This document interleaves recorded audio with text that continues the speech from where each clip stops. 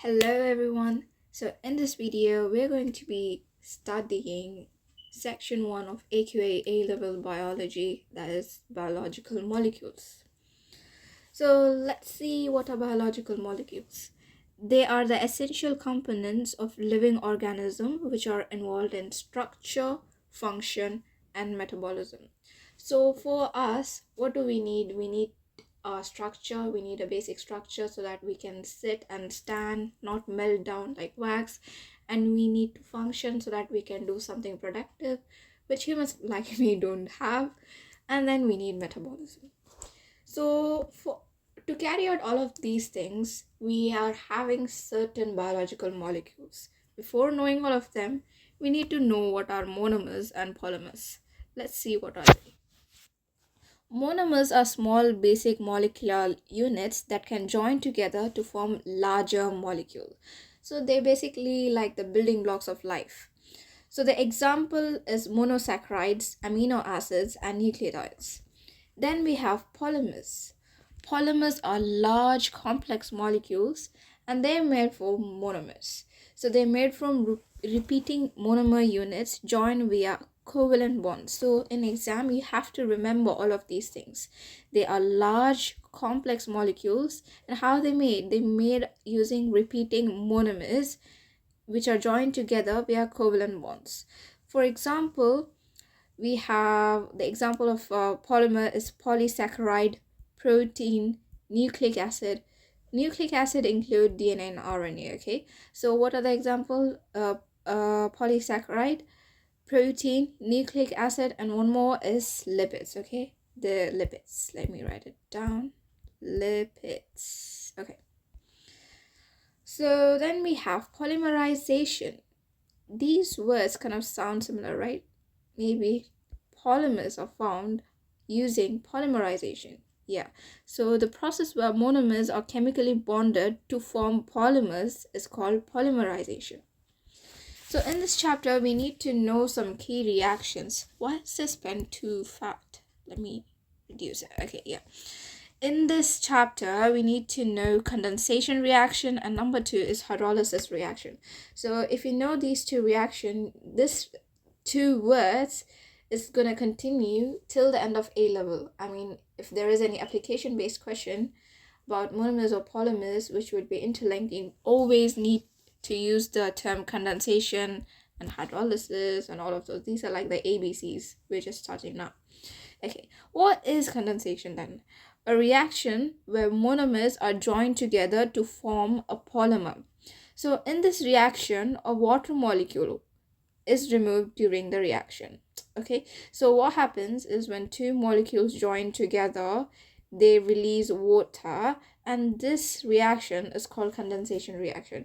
You can remember this like condensation when there is some, when the day is like too cold, there is some condensation happening in the windows and you can see tiny water droplets, right? So basically condensation removes water. So that's how you can remember. Then we have hydrolysis. We know hydro means water and lysis means cutting down, right? So, right? Why am I blabbering? Okay.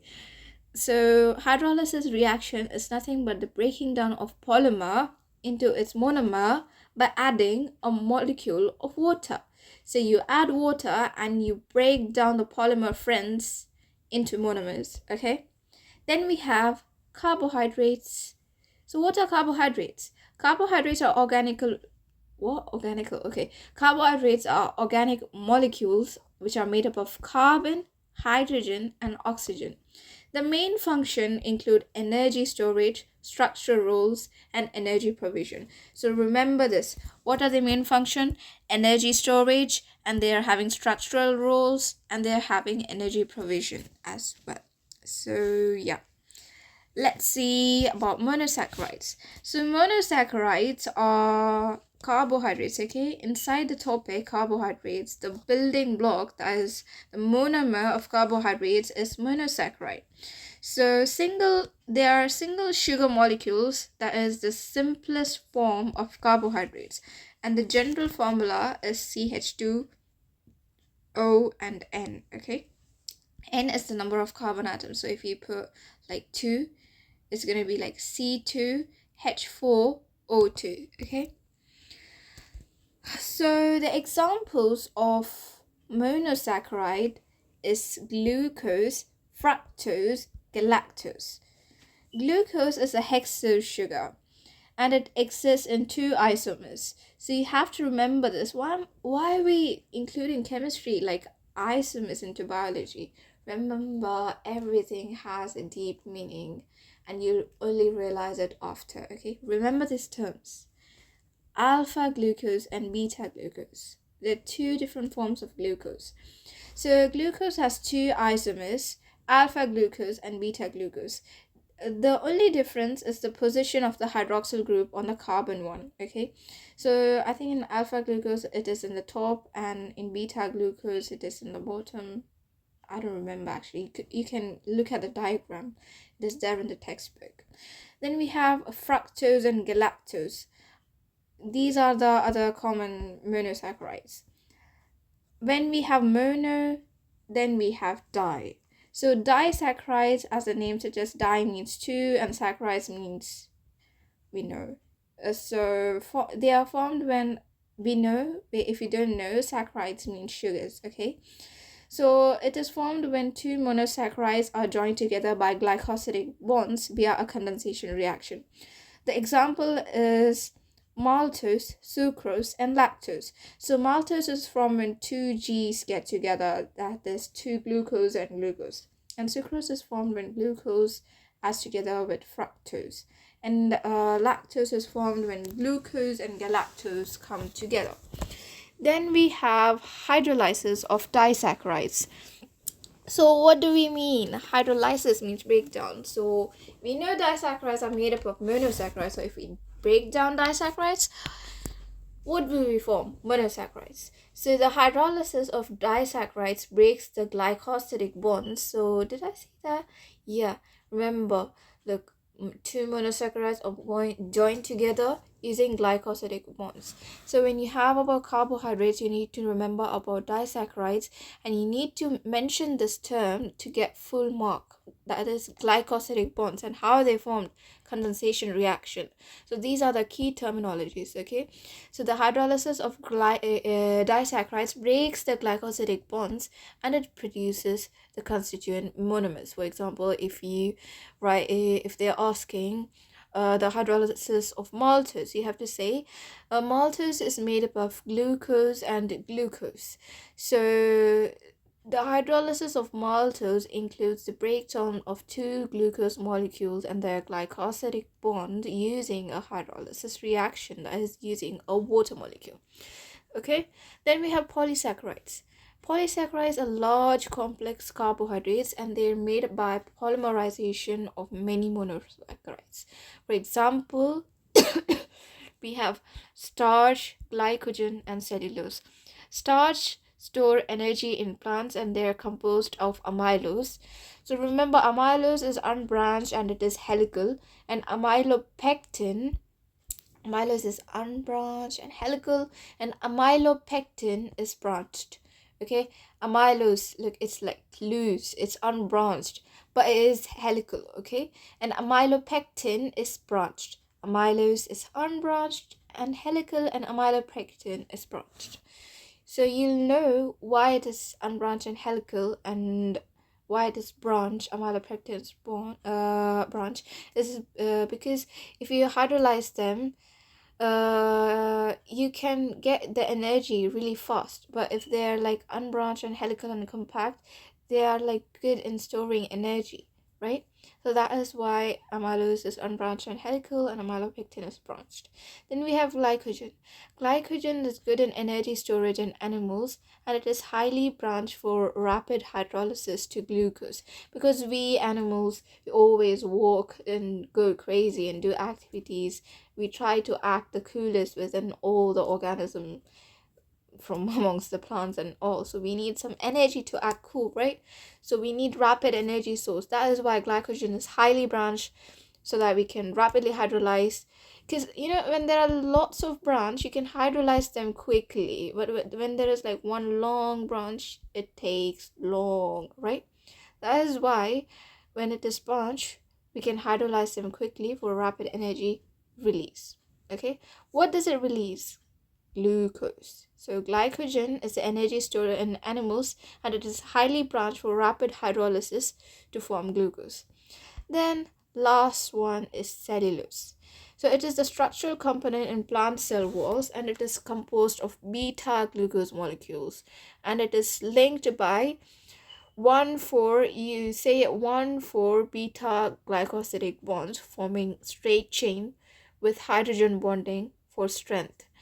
So remember, starch and glycogen, they both have alpha glucose, but the cellulose, it has beta glucose, and it is joined together by 1,4 glycosidic bonds, and it is strong. That's why it produces structural component in plant cell walls. How is it strong? Because of this hydrogen bond. Okay, they will ask this question. Then we have lipids. So lipids are a group of organic molecules that are insoluble in water. When we think about lipids, we think about fat. What comes in our mind? Like the water. The oil, right? So oil basically floats in water. So you can remember in that way that lipids are insoluble in water, but they are soluble in organic solvents. So the functions of lipids include energy storage, insulation, protection, and they also act as components of cell membrane. So remember, they are useful in energy storage, insulation, and protection, and the cell membrane. So in lipids there are two types of lipids. Number one is triglycerides. So the structure of triglyceride is like one glycerol molecule and three fatty acid, and they join together using ester bonds. Okay, the ester bond formed between glycerol and fatty acid make up lipids. So what did I miss here? So I included the ester bond, I included glycerol and fatty acid. I miss condensation reaction. So the ester bond formed between glycerol and fatty acid during condensation reaction is what makes up the lipid, right? Sorry, which form of lipid? Triglycerides. So you need to include all these points to get full marks. Okay, then we have, after triglyceride, we have fatty acid, and the fatty acid can be saturated or it can be unsaturated. So the saturated one, it has no double bond between the carbon atoms. The unsaturated one, it has one or more double bonds, and it causes kinks in the hydrocarbon chain. Okay, the saturated one, it has no double bonds between the carbon atoms. The unsaturated one has double bonds. That's all you need to remember. What do you mean by kinks in the hydrocarbon chain? Kinks means these. Otherwise, it's straight. Okay. I don't know. I think kinks means these. Okay. Then we have properties. High energy content due to numerous CH bonds. So we saw hydrocarbon chain. So hydrocarbon chain means hydrogen and carbon. So why are there more hydrogen? Why is there a long hydrocarbon chain? For energy content. So the properties of a lipid is high energy content due to numerous CH bonds, and it is insoluble in water. So they do not affect the water potential. So it is very important. They might ask many application based questions which will come up in the next video. Then we have phospholipids. Let's see what are phospholipids. Phospholipids is when one glycerol molecule and two fatty acid molecule and a phosphate group is there. That's why it's called phospholipids. So phosphate group, a glycerol molecule, and two fatty acids. But here, what was it in triglyceride? One glycerol molecule and three fatty acid make up triglyceride, and triglyceride can be of like fatty acid, can be saturated and unsaturated, and we saw about the properties. And number two, after triglyceride, we have phospholipids. Phospholipids is one glycerol molecule. It's made up of one glycerol molecule, two fatty acid, and a phosphate group. So the phosphate group is hydrophilic, Hydrophilic means it attracts water, and the fatty acid tails are hydrophobic. It repels water. The function is that it forms the phospholipid bilayer in cell membrane, creating a selectively permeable barrier. So we saw in lipids how they act as energy storage molecule. They act as energy storage molecule as fatty acid or triglyceride. How do they act as the cell membrane? Like they are having the phosphate group, so they are like hydrophilic and hydrophobic. So the hydrophobic tails basically comes in the middle because they're scared of water and there's all water here, and they form a bilayer. That's what the whole cell is made up of. Okay, the function. Okay, the next thing, proteins. Proteins are polymers and they're made up of amino acids. So what are the monomer of proteins? It is the amino acid, and they have diverse function, including enzyme activity, transport, structural roles, signaling, you name it, they have it. They are proteins. Okay, so what are amino acids? Amino acids is like there is a carbon here and it is bonded to NH2, and here it is having a carboxyl group. Basically this group is called carboxyl group, and this is an amine group, and it has an hydrogen atom and it has an R group. So we are having 20 different types of amino acid. All of them are just by this one criminal, that is R group. Each time the R group changes, there is a different amino acid. So an R group is a variable group. It is specific to each amino acid. So amino acids are joined together by peptide bonds. Very important. So we saw carbohydrates by glycosidic bonds and lipids by ester bonds. Proteins by peptide bonds. Amino acids are joined together by peptide bonds. So if they ever ask, you have to include peptide bonds, condensation reaction, and they form polypeptides. Okay, and for extra marks you also can include condensation reaction, remove water. So how are proteins formed? Proteins are formed when two amino acids are joined together using condensation reaction, and they form peptide bonds, and during this process a water molecule is removed. So this is how you frame an answer to get full mark. Okay, then we have the structure of protein. Protein have 4 levels of structure: primary structure, secondary structure, and tertiary structure.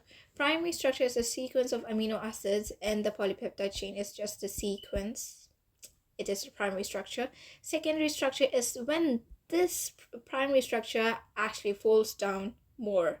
So the folding of polypeptide chain into alpha helices or beta pleated sheets, it is stabilized by hydrogen bonds. Then it is a secondary structure. So if you see in the microscope, it is having only hydrogen bond, and then it looks like alpha helicus. What? Helicus? Helices? How do you pronounce it?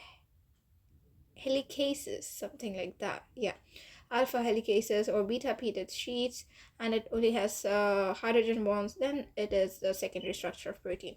The tertiary structure is the further folding into specific 3-dimensional shape, stabilized by ionic bonds and hydrogen bonds and disulfide bridges and hydrophobic interaction. Basically, if you have a single chain, it is the primary structure. If the single chain folds down more, this is a tertiary structure. If this single shape folds down more and becomes a 3D structure, it's a tertiary structure. And it has number 1, it only have the what you call the peptide bond. Number 2 has peptide bond and hydrogen bond. Number 3, it has hydrogen bonds, disulfide bridges, and hydrophobic interaction. Number 4 is the most complex one, is the quaternary. Quaternary is the association of 2 or more polypeptide chain. For example, hemoglobin. Now we have water. So water is a polar molecule. We know it. So it is very essential for life. We know it. Its unique properties are due to hydrogen bonding. We don't know it. Let's see what are the unique properties. So the number one unique property is cohesion. Wait, why do I always do that? Cohesion. Yeah. So it's the attraction between water molecules aiding in transport in plants. So cohesion is like the attraction of water molecules that holds together so that they can actually travel up to the xylem. What is xylem, you might ask? You'll learn it. Okay. Wait, let me tell you. So xylem is like a vessel in which water is transported in plants. So, like we need something to transport up the plants to the leaves. So this cohesion actually allows water to flow. Water are like okay, leave it. Like if you have a tap, when you bring out water, it comes out in the shape of the tap. It is because water molecules actually stick together, and that is basically what is called cohesion. Then we have high specific heat capacity. If there is buffers in temperature, buffers means if there is changes in temperature uh, in organism and environment, water helps with it. Then high latent heat of vaporization. It provides a cooling effect through sweating. Whenever you sweat and you stand outside, you actually feel very cold, right? It is called the high latent heat of vaporization. Then you have solvent. So water dissolves polar substances because water is polar, right? So it dissolves polar substances and ions, and it enables biochemical reaction. And water also acts as a metabolite because it is involved in metabolic reactions such as hydrolysis and condensation, right? Yeah. The last one is inorganic ions. So inorganic ions play a very crucial role in biological processes. It's hydrogen, sodium, potassium, calcium, and iron. And yeah, one more, phosphate ions. So hydrogen ions, they determine the pH. So if there is lower hydrogen ions, then it means it is basic. If there's higher hydrogen ions, means it has a lower pH and it's more acidic. Then sodium ions, it is involved in the co-transport of glucose and amino acid. What is co-transport? We're going to see in the next section. Then we have potassium ions. It is involved in nerve impulse transmission. That is a huge word, right? But it's really interesting, and we're also going to learn about it. Then we have calcium ions. It's important for muscle contraction and bone structure. Actually, this nerve impulse, muscle contraction, all of them are linked together. That is why this chapter is known as the ABCD of the whole AQA, the A level biology. And we have iron. Iron is essential in hemoglobin for oxygen transport. Then we have phosphate ions. It plays a structural role in DNA, RNA, and ATP. So these notes basically cover all the necessary details that you need to know for section 1 of biological molecules of AQA. And if you have if you need any further clarification or notes on specific subtopic, you can comment down below. Okay, bye.